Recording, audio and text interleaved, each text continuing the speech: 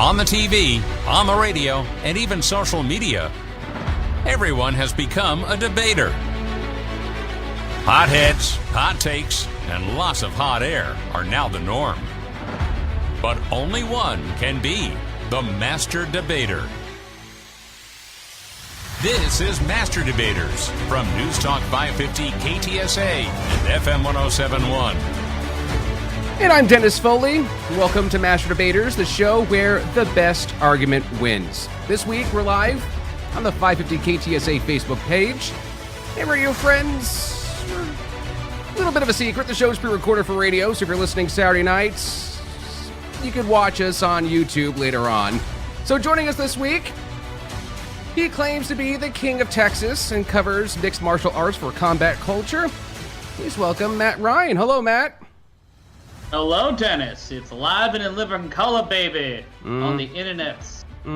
So, our next debater can be seen each weekend on Success in the City on the CW35 here in San Antonio, Roman Garcia. Hey, Roman. Hello. Good to see you. Welcome to my boring background. Yes. How are you doing? Very good. Along with my boring background. But our third debater is actually making his debut on Master Debaters this week. He originally comes from the land down under, but has hosted morning radio in Southern California, Wisconsin, and most recently at 98.5 KYGO in Denver. Say hello to Guy David. Hello, Guy. Thank you, Dennis. It's great being here. And yes, I do sound different, but I am an American citizen. I've lived in this country 16 years. I took the oath. And I love the great state of Texas. Had many big nights on the Riverwalk. So happy to be talking to you guys. And we've done a background check, so we can confirm that he is an American citizen. Well, if you want me to go get my passport right now, I can show you. So if you're new... I did it legitimately, too. Yes. So if you're new to the show, Master Debaters is a three-way debate show where I present topics and questions to our debaters. They all must craft an argument to try to convince our judge to award them as many points as possible. Now, along with asking the questions, I'm also the rule keeper, and any violations I catch can be penalized, which is noted by a whistle, which sounds like this. Our judge this week is a show favorite. Someone I would actually say is our debater's favorite judge. So please welcome our judge this week, Isaac from Atlanta. Hello, Isaac. Hi, how's it going, everyone? And I have, unlike Guy, yet to pass a background check. Oh, I'm not going to ask about that. So, debaters, you each get a chance to ask our judge a question to get to know him a little better. So we're going to start with Matt Ryan. What's your question for a judge, Isaac? Do you hate me? Just straight up, do you dislike me? Matt, I don't dislike anyone, but you have challenging opinions, and you've got a knack for logical fallacy and strange rhetoric. But I like you. Oh, it's going to be one of them shows. All right. But I'm drunk. Oh, well. Who knows? It could be your day. Roman Garcia, do you have a question for our judge, Isaac? Yes, Isaac, now that pandemic type stuff is loosening up, what have you been doing to get out of the house? I've mostly been doing the same stuff, but I've been doing a little more hiking and a lot of eating at restaurants. Yes, I great. Really missed eating out with my girlfriend. Mm-hmm. And all right. Our third debater, Guy, do you have a question for our judge to get to know him a little bit better? Absolutely. I just want to know if you've been to my country of birth, Australia, Isaac. I have not, though it's on my list.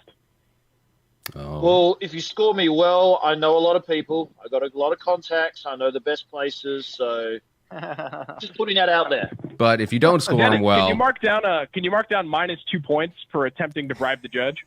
Yes. It's a bribe. It's a Praise be. That's a rookie mistake.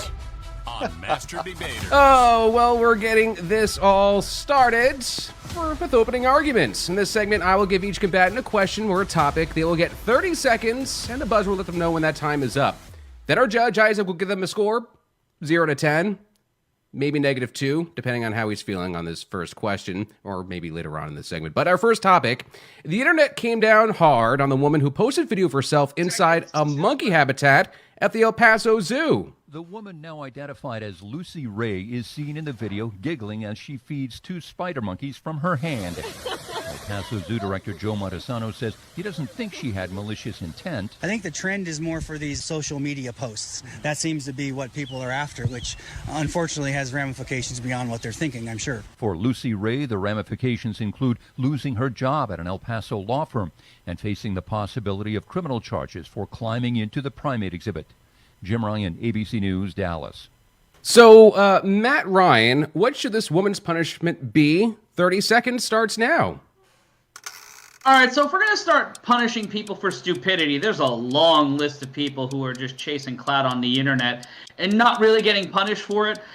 Losing her job, that's not all that great. I don't think it disenabled her from doing her job. It enabled her to be a jackass. But outside of that, there's really, punishment fits the crime. Firing someone, not necessary. Shaming them, yeah, public shaming is kind of a thing again. So, put her in the trenches for a few days, and that's it. All right, Isaac, how do you score that 0 to 10? Man, so I've seen that video, and those monkeys look hungry. I would have been tempted to do the same thing she did. I'm gonna give you 3 points because at least you pointed out that it wasn't terrible. Okay, our next topic. There's been a big change in what's flying off shelves at stores from a year ago. With masks coming off, vaccinations up, and people heading out, stores are seeing double-digit increases in sales of personal care items, sales of teeth whiteners, cosmetics, clothing, deodorant, razors, and even condoms are way up. This time last year, we were buying toilet paper and hand sanitizer. And that's CBS's Jim Crisula reporting. So retailers say people want to look their best after months of face coverings and pajamas on Zoom calls. Roman, are you buying this? 30 seconds starts now. Yeah, because I tell you what, I shaved for this show today since we were going to be on video, and I hadn't done that in quite a while. I'm actually still currently nude from the waist down, so I'm working on it. But yeah, I think that's the reason why a lot of people did not want to drop the masks. It wasn't even about COVID. It was about they didn't want to have to start shaving. Women didn't have to start putting on lipstick and makeup and the whole teeth whitening thing. Some people probably weren't even brushing. And so I get it. And I think it's a good thing, Okay. Isaac, what score do you give that 0 to 10?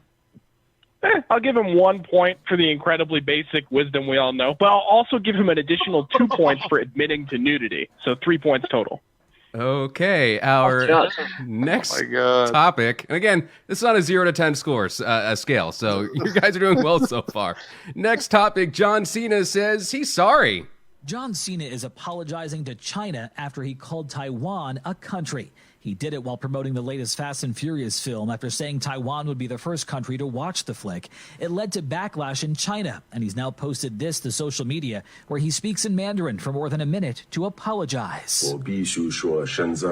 I made one mistake, he says. I must now say I love and respect Chinese people. I apologize. China and Taiwan have had separate governments since the end of the Chinese Civil War in 1949. Matt Piper, CBS News. Okay, so Guy, should John Cena be sorry? Your 30 seconds starts now. Yes. You have a huge social media following. Most people in the world know you. People respect and listen to what you say because you're John Cena. They respect him more looking at him in the gym than his actual political views or worldwide knowledge, as we worked out. But God, get some basic facts right, man, before you put it out to the world. We can do better than this. This is John Cena, but I will give him credit for trying to apologize in Mandarin. Probably took him to 5 hours to learn one sentence, but better than nothing, I guess. Okay, Isaac. Score 0 to 10 for that argument.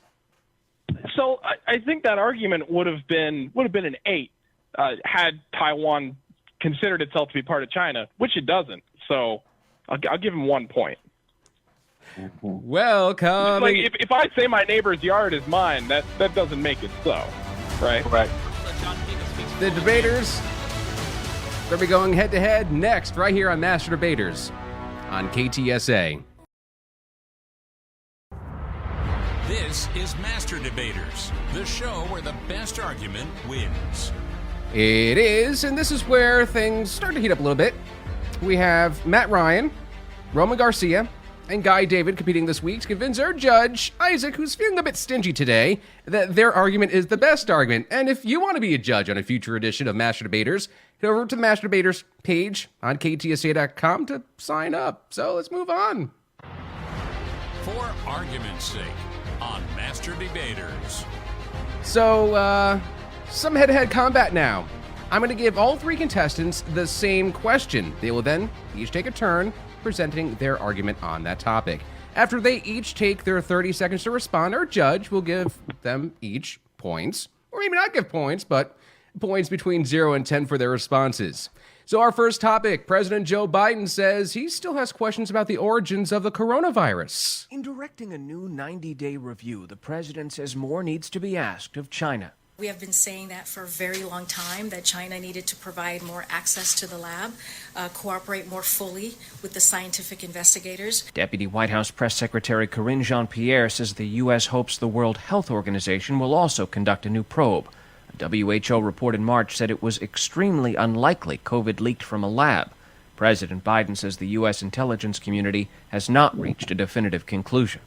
Stephen Portnoy, CBS News, Washington. So, the question, where do you think the coronavirus came from? We're going to start with Matt Ryan, and your 30 seconds.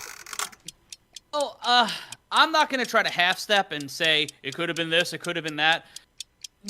Viruses mutate. This is not the first version of the coronavirus we've ever seen. It's probably not the last version of the coronavirus we've ever seen. It is probably a part of a massive lab study where a Tusk case, a very pure case of the coronavirus, got out because someone in a lab was stupid. We've seen a lot of DNA labs over the past few years be populated by idiots. And if you've gotten your nasal swabbed at a city MD, you also know kind of stupid people there. So stupid people testing live things. All right, Roman, your turn. 30 seconds. Where did the coronavirus come from?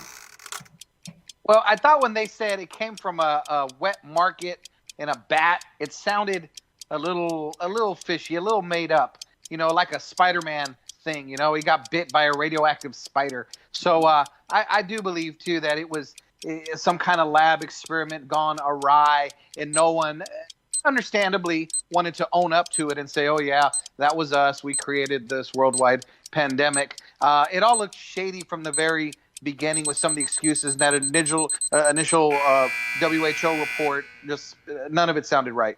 All right, and Guy, your turn, 30 seconds. Well, what do we know? I think we can conclusively say this started in China.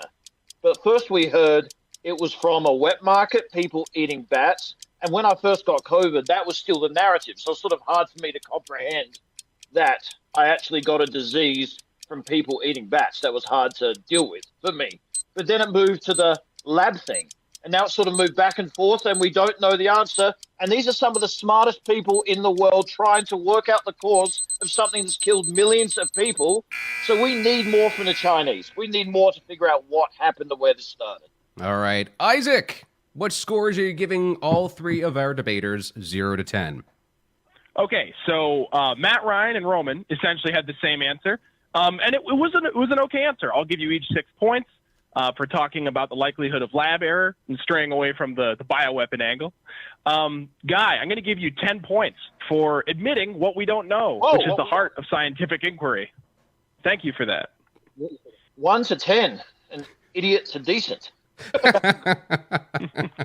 Next topic, will Instagram be as fun if you don't know how many people like your photos? Well, Instagram hopes so. You can still double tap or hit the heart on someone else's pictures on Instagram, but whether or not they see it will now be up to them. The head of the Instagram platform, Adam Mosseri, says there will be options for hiding likes. There's two different hide like settings. One is when you're browsing your feed, so that you can make it so that like counts aren't there as you go through your feed as you normally would. The other is when you share, so you won't be able to show your likes to anybody. Mosseri says Instagram influencers are split. Some with lots of followers are okay with it. Some trying to build their audience say they want and need to see those likes. Sherry Preston, ABC News. All right. So the question is this a good idea or a bad idea? We're going to start with Roman. 30 seconds starts now. The whole thing is stupid. Like, it's amazing how people literally have mental issues because of the fact that they don't have enough likes or comments on their social media. In other words, if social media never existed, you would be mentally healthy and in a bit. Like, it's just, get that. It's nothing. It's not real. Social media is not real. People put their best foot forward. I have friends that post how happy they are in their marriage, and both of them have, are having affairs. Like, it's stupid. Guy, your turn. 30-second argument. Yeah, I'm with Roman on this. This is stupid, and I hope Facebook, who owns Instagram, doesn't do this, because I love the likes. Whether I got few likes, whether I got a lot of likes, I love checking in after I post a photo to see if I was extremely popular with that photo or the photo was a dud. Therefore, I might take it down, and that is a very narcissistic take, but I'm sure there are many people that think the same way as me here. Tick, tick, tick. All right, Matt Ryan, your 30-second argument starts now. Trying to see how many likes I got on a post before. Sorry, don't mind me. But when it comes to this, I'm uniquely qualified to talk about it because I do social media for a paycheck. Don't hate me too much, people. Men's got to eat. I like the option. I feel like there should be an option because there are those who are affected by it. And it's not just because of attention. It's because they have a problem. They have an issue involving people liking them. That's a thing. I think the option is a good idea. I think enforcing it across the board is very dumb and short-sighted, especially for people who just want to see what their friends like. Okay, Isaac, score 0 to 10 for those arguments. Yeah, Roman and Guy, did you guys understand that this is an end user option? It's optional for you to not see likes. If you don't, you can opt out of seeing it. They're not getting rid of likes. So right. Still stupid. I think I'm going to give you guys each 2 points, and I'll give Matt Ryan 9 points because excellent answer. It's an end user option. What's wrong with options? It helps the people who want it. Okay, next topic. Got a home to sell? You could make even more than you thought you would. It's been called the Great Reshuffling, people leaving higher-cost housing markets on the East and West Coast for lower-priced places in the heartland. Make that places that used to be lower-priced. The Ohio Realtors Group says home prices shot up more than 20% in the Cincinnati area, with median prices heading close to $300,000. Chalk it up to supply and demand, with relatively few homes for sale and buyers taking advantage of low mortgage rates. Add to that rising prices for land and materials, so builders can't make money on lower-cost homes. Daria Albinger, ABC News. Okay, so whether you own or rent, would you be more or less inclined to buy or sell right now? Let's start with Guy, 30 seconds. Well, this is tough because if you can sell, you're obviously going to make a lot of money because the prices have gone up so much. Can you afford to live in a home like you were living in before? You'll probably have to downsize. So right now, I would just sit it out and I'd rent because being a real estate expert, we might be in a bubble. The prices might come crashing down. Interest rates might come up. Let's wait till COVID's ended. Let's wait till everything opens up and let's see how things are going after that. Matt Ryan, 30 seconds. It feels more like sociological redistricting to me more than anything because people are moving from the coast and if you take a look at a study, you probably will see that they lean more to the right and they're looking for better opportunities in states that fit their ideals. That's a part of the American ideology, but also it could lead us into another Great Recession. As Guy said, to answer the root of the question, I would abstain right now. I'm not looking to move. I feel like the market I'm in right now is pretty good. And also, New York apartments are going to drop by a lot if this keeps happening. So, go me. And Roman, your 30-second argument. Yeah, I think this is a time just to hold because in preparing for retirement, my wife and I were looking for a second small house to buy, maybe rent it out, and then at some point move into it. I looked in my old neighborhood where I grew up on the south side. Down the street from my old house, there's a little shack that is falling down. It looks like a rat trap. They wanted $150,000 for it. 5 years ago, it was selling for $50,000. Insane. You can't do nothing right now. Okay, Isaac, the judge, what scores you want to give all three of our debaters, 0 to 10? Wow, Roman, that must have been a nice shack.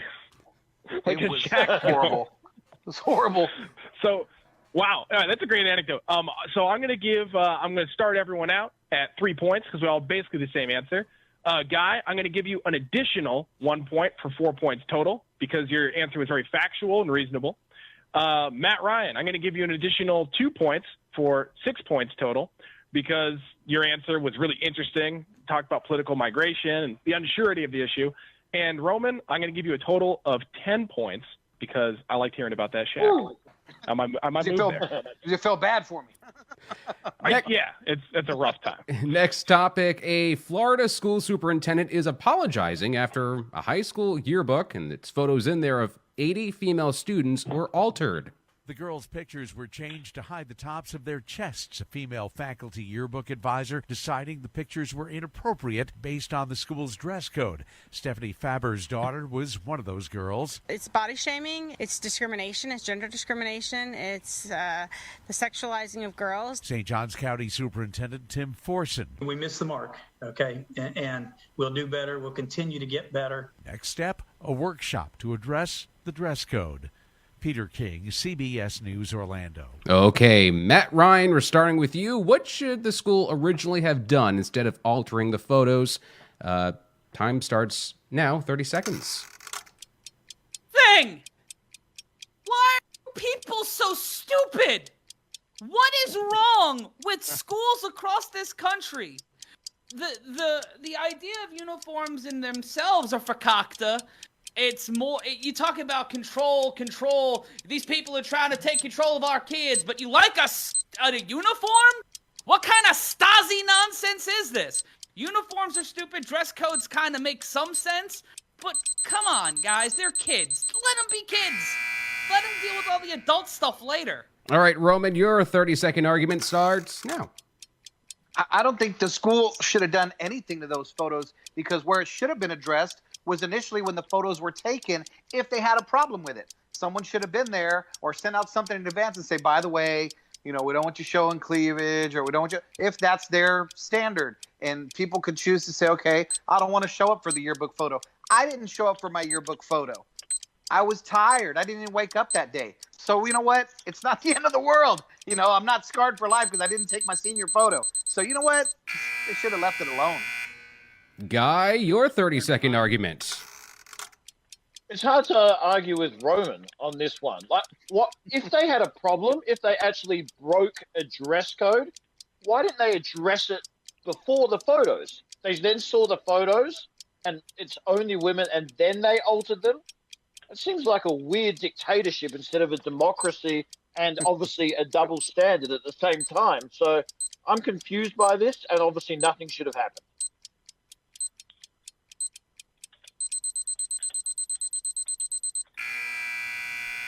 Okay, Isaac.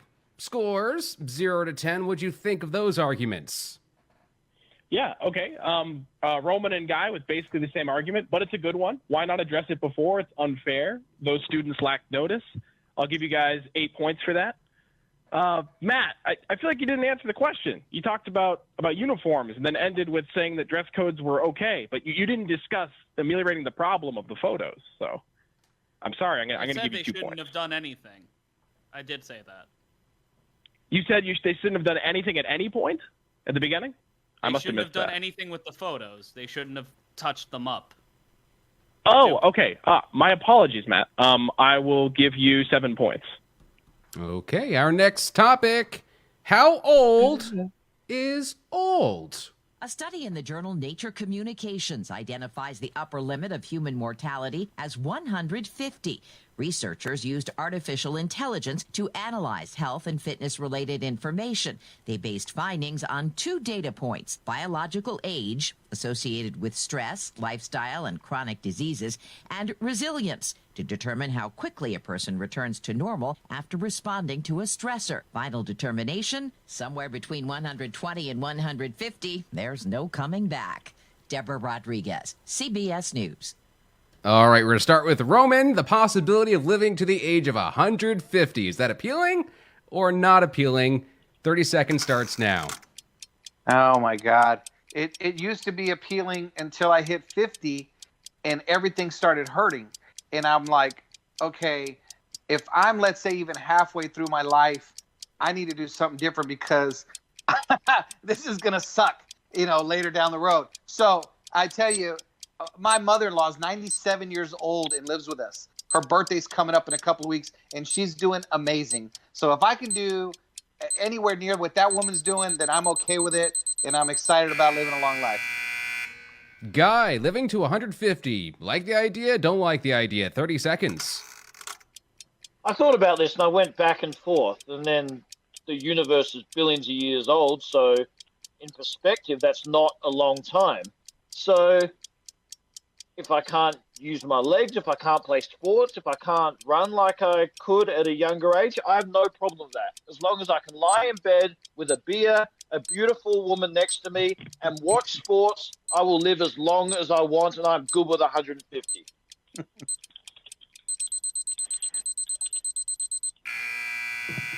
The judge is taking notes. Matt Ryan, would you want to live to 150 years old? 30 seconds. Yeah, depends on if it's a good 150 or a bad 150. If I'm starting to feel it in my 120s, I'm checking out. But I kind of want to stick around to just see how we screw it up. What's the thing?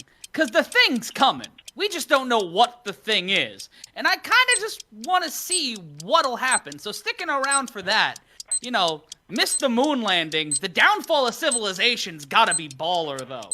So I want to stick around just to see that. So Isaac, were any of those arguments baller enough to get 10 points? What's your score 0 to 10? Oh, those are all good. Matt, starting off, I got to give you 10 points because I was waiting for anyone else say that they want to see the disaster that history results in. I was waiting for it. I'm so glad you said it. Guy, the immortal couch potato plan, close second. I'm with you there as well. 8 points. Roman, I gotta say, I don't care if I'm healthy. If I can live forever, that's a deal I will take. Existence over non-existence. I disagree with you, but it was well stated. So I'll give you 5 points. Thank you. Our next topic, a rapper has his vehicle stolen while pumping gas. Akon was filling his Range Rover with gas at a Buckhead, Georgia station on the passenger side. But on the driver's side, someone jumped in and took off. The 48-year-old rapper was not hurt. His iPhone was left in the SUV, and police were able to track that to find the vehicle later. The crime comes just a day after an Atlanta City Councilwoman proposed that gas stations have security cameras at pumps. Police are also reminding people to not leave their cars running while pumping gas, which is what Akon did. Matt Piper, CBS News. So, assuming you have experience pumping gas, which I'll let each of you decide whether you want to disclose that or not, how safe from a crime perspective is it to pump gas? We're going to start with Guy, 30 seconds. Look, I've never heard of this. You pump gas, you buy your car, you might go into the convenience store for 1 minute, your car's outside. So this shows that anything is possible.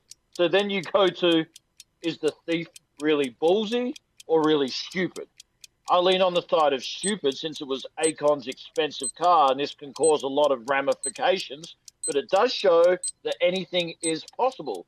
So maybe we just have to keep our eye on our expensive car as we pump gas that little bit longer. Matt Ryan, your 30-second argument. Well, Akon is from Jersey City, and anybody who's traveled to the state of New Jersey knows you cannot legally pump your own gas in the state of New Jersey. So Akon, living in Georgia now, may have forgotten for a second. You don't leave your engine on, and you don't do that while you're pumping your own gas. So it's stupid, but it's accidental stupidity. It's geographical stupidity, and just don't leave your engine running. That's the simple, short and plain of it. Don't be a dummy. And Roman, the question, how safe is it from a crime perspective to pump gas? 30 seconds. You know what? Gas prices are so high. He may have deliberately done that, hoping someone would steal his vehicle. He can file the insurance claim and then just do public transportation. You know, so, but the other thing too is that I've never understood people who leave their vehicle running. Like, just turn it off. Like, what is the point of leaving? Unless it's like a diesel, you know, you're in an A2. What is the point? And like, just like you see people who go in a store, leave their vehicle running. You know what? You deserve to have it stolen if that's what you're doing. Or people who leave their kid in the vehicle and leave it running. I mean, that's horrible. Don't do it. Lock your shit up. Stuff. Roman. Language. Isaac, we had a variety of those arguments. I'm so passionate about theft. What do you score that 0 to 10? All right, Roman coming out of the gate with a piece of eternal wisdom. Don't leave your engine running at the gas station. Give you 6 points for that. Matt Ryan, similar argument, but I like the whole gas station insurance fraud angle, so I'll give you 7 points. Guy, I'm going to give you 10 points because you have it exactly. It's all about the car. I pump gas in Atlanta, just like Akon. My car never gets stolen because it's a beat-up old piece of crap Mustang, and nobody would ever even look in there. I leave the top down when I pump gas, and it's not a problem. That's the Actually, trick. the It's about insurance. car. Okay, the insurance fraud thing was my argument. I had geographical speech. Okay, I switched them up, so switch the scores too. Thanks, buddy. Yeah, whoever did insurance fraud. I didn't do insurance fraud. Yeah, I did. I used to be an insurance guy. I can't remember what I said. Oh, so much confusion. Well, coming up, our I'm watching debaters. the video because it's delayed. Our debaters have a few things they want to share. We'll hear what it is next, right here on Master Debaters from KTSA. This is Master Debaters from 550 KTSA and FM 1071. I'm Dennis Foley. Joining us this week, we have Matt Ryan, Roman Garcia, and Guy David, who are working to coerce our judge Isaac from Atlanta to give them more points than their fellow competitors. Let's keep this debate going. State your case on Master Debaters. So our competitors before the show came in with a topic they wanted to talk about, the case they wanted to present to our judge. They will get 60 seconds to do so. Now, during those 60 seconds, if the other combatants wish to challenge, they will get 30 seconds each after the case is done being presented. After the challenges, the original presenter will get 30 seconds of their own to address their challengers. Now, if any of these people, any of these debaters, change the topic from what they had sent in before the show, an automatic 5-point penalty may be worth it, but it's automatic. There are also more points at stake. Our judge can now give up to 20 points at the end of each topic, or can take away up to 20 points from everyone, whether they challenge or choose to stay quiet. So right now, our points leader is... You guys want to guess who it is? I have no idea. Yeah, it seemed like such a toss-up. It's Matt Ryan. I'm not keeping track. It's Matt Ryan. So you get to go first with your 60-second argument, which starts now. I was checking my email earlier today, and I got an email notification that I got press passes to the Floyd Mayweather-Logan Paul fight next Saturday night in Miami at Hard Rock Stadium. And it got me to thinking about the future of American society. And the future of American society is people we don't like beating each other in the face for millions of dollars. This is good for American society because it is the kind of schadenfreude that our bloodlust nation needs to kind of soldier through really dark times. We're coming out of COVID. We're coming out of a pandemic. Racial, gender, societal confrontations are at an all-time high. And I really think seeing the most arrogant person on the internet take on the most hated person in boxing is good for our nation. It's good for our soul. And more importantly, it's good for my bookie. Oh, I still have time. But for everything else, you know, it's good for the country. Roman with a 30-second challenge starts now. Like, maybe it's because I'm more of a lover and not a fighter. But I think if these guys, you know, everybody hates them, they hate each other, I think the best thing that they can do is do some kind of friendly competition. You know, some skeet ball, perhaps. Or maybe they could do a project together and show how they together created something beautiful. I think it's time that we bring some peace, #unity to the world, and less violence. Guy with a 30-second challenge starts now.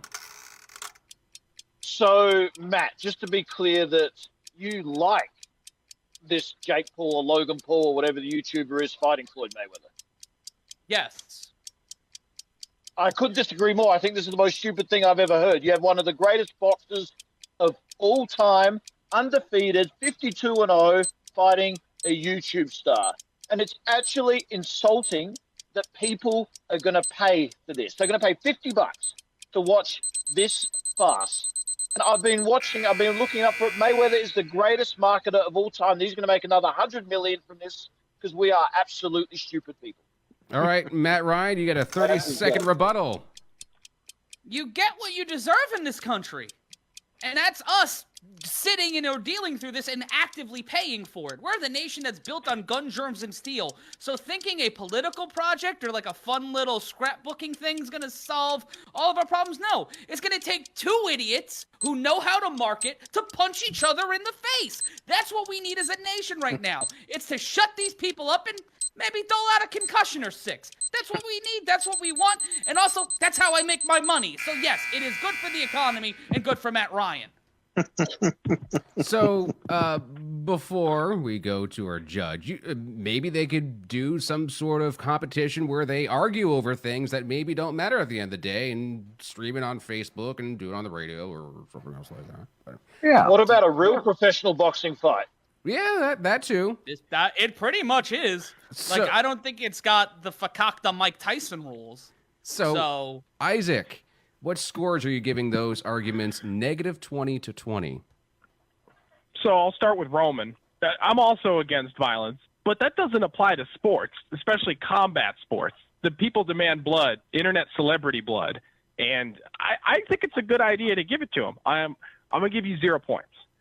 Guy David, you say it's stupid. That's the point. It's not an athletic contest. It's a clown car crash that we're all paying to watch, which I fully understand. I get where you're coming from. I'll give you 2 points. Matt Ryan, I love this point. The whole internet personality versus boxer cage fights, modern day bread and circuses to create social cohesion. I dig it. You get 18 points. Okay, our next argument comes from Roman, and your 60-second argument starts now. I think we need to bring back Polaroid cameras, and I think we need to get rid of some of these digital cameras because so many people now live in this world of everything's got to be perfect. It's got to be perfect for social media. And so I miss the days of when you would take a picture and you don't know what you're going to get till it comes out.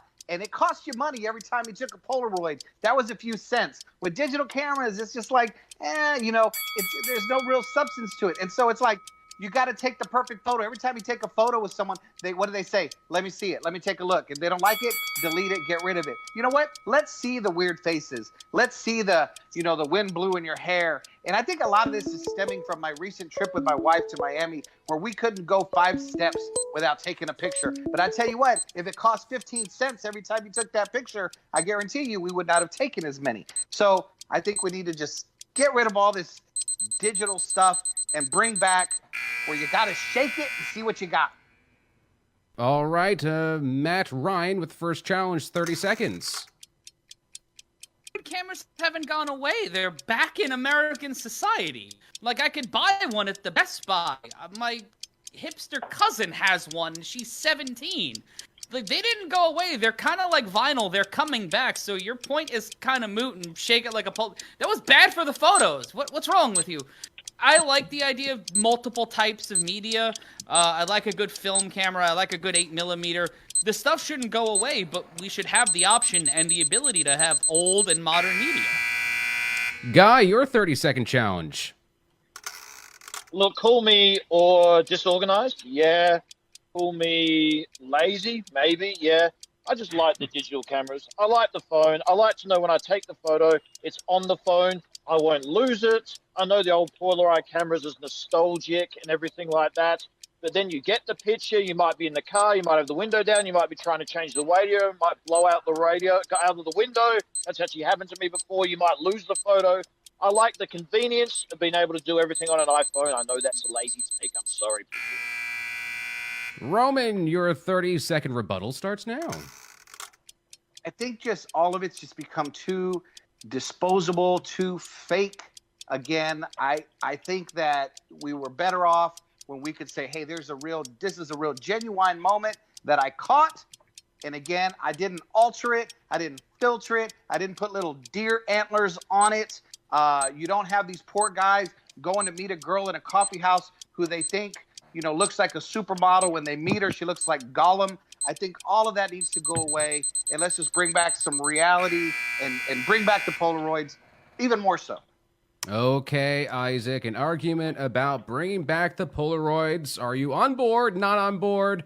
-20 to 20. Can I ask Roman a question first? Sure. Yes. Roman.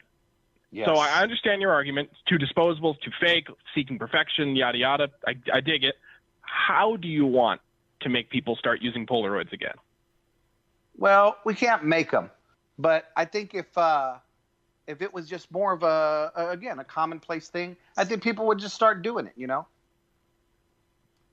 Put them at the kiosks or put them at the checkout at the grocery store, just like we do with candy. So make them available. Make them more available. Yeah, let's make it a thing. Okay.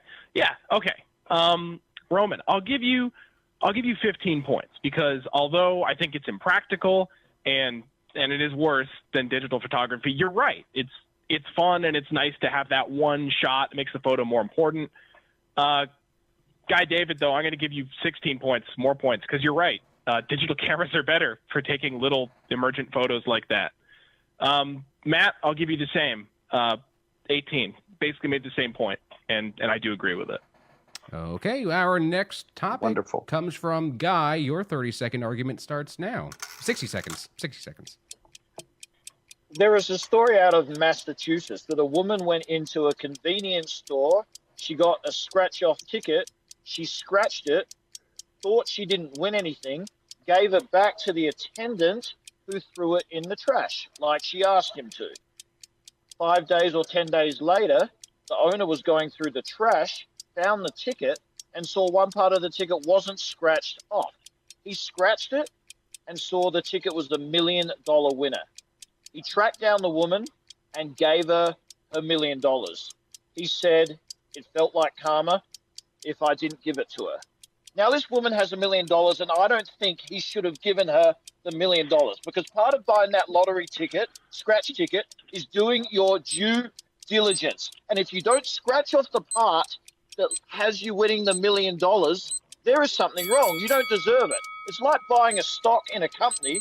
The stock crashes, you sell, you lose money, then the stock goes up. You can't ask for the money back.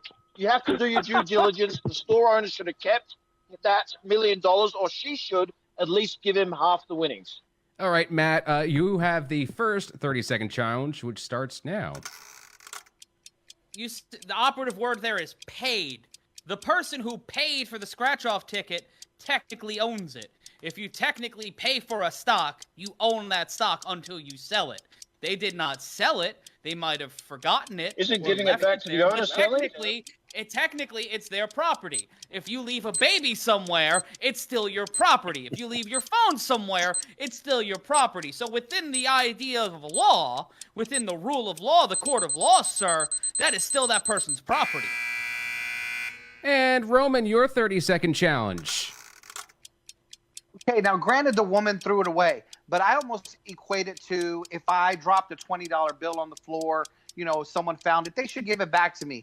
Or let's say, and this did happen to me one time, I accidentally threw my wallet in a fast food bag and threw the whole thing in the trash.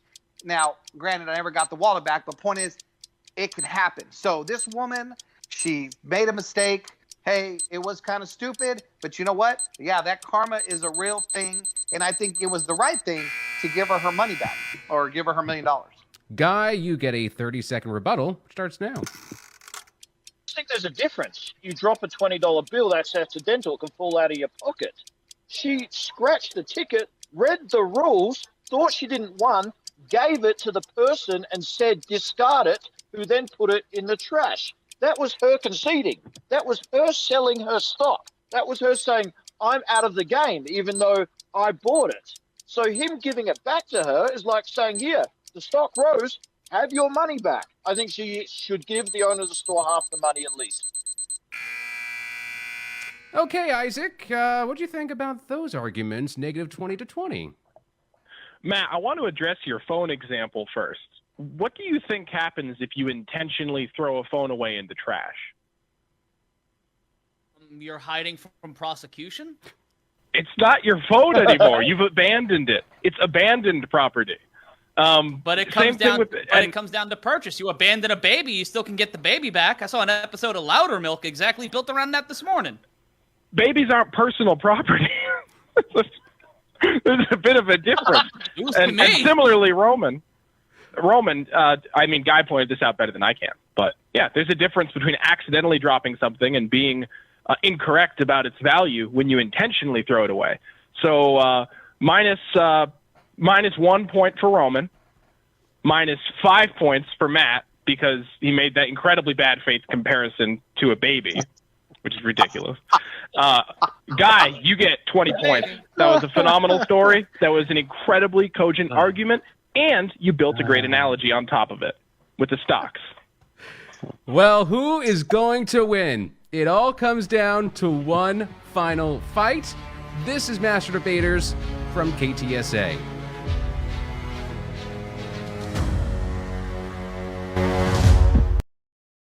From 550 KTSA and FM 1071, this is Master Debaters, the show where the best argument wins.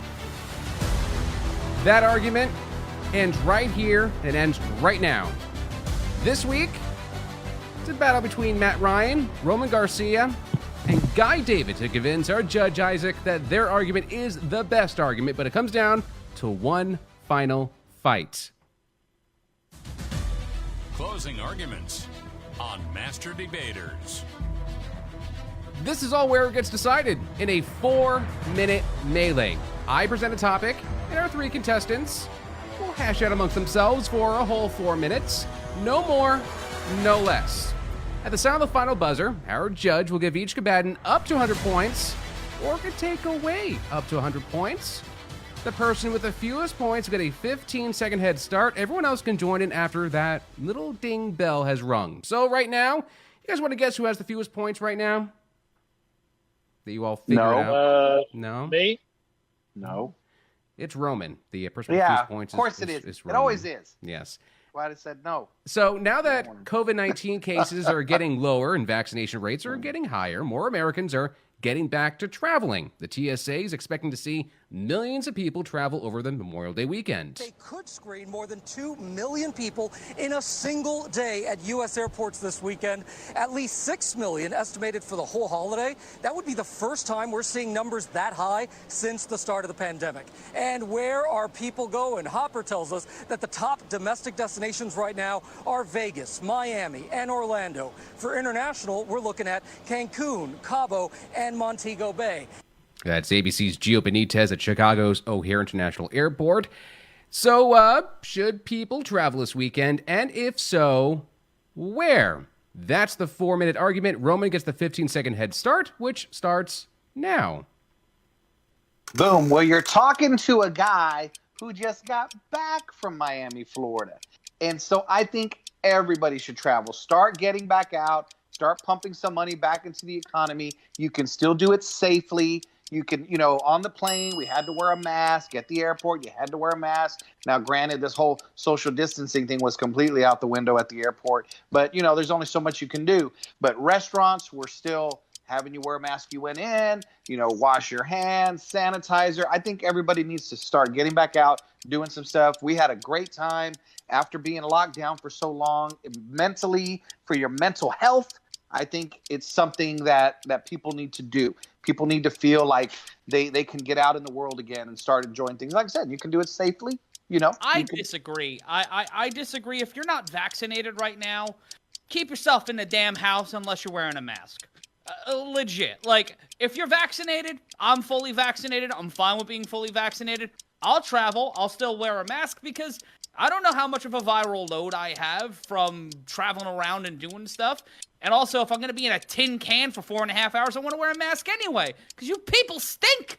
People stink. And people have germs. And you're insulating air for hours on end. If you want to travel...